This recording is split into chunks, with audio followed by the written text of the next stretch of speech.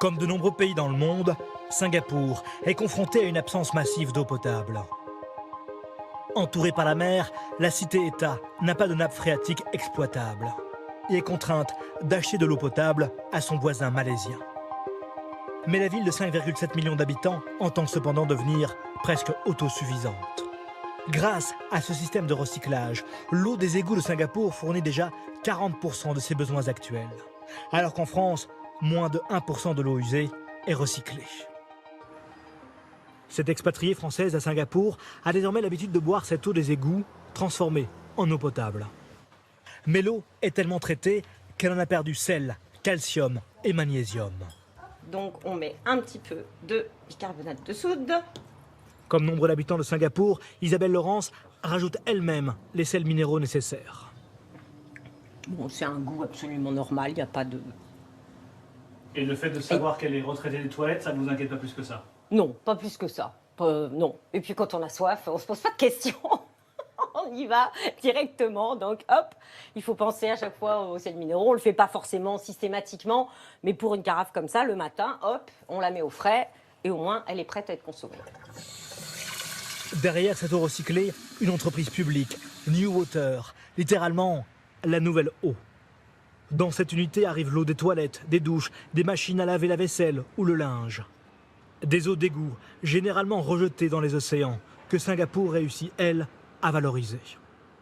Nous collectons ces eaux usées, nous les traitons jusqu'à ce qu'elles satisfassent tous les critères d'eau potable. Et en réalité, nous allons bien au-delà de ces standards.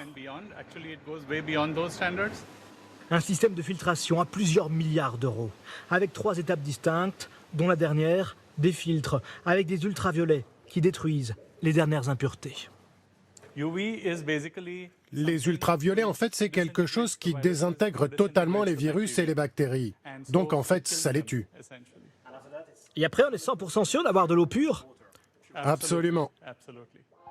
Une fois recyclée, cette eau alimente aussi les usines du pays et permet ainsi à Singapour de couvrir l'ensemble de ses besoins.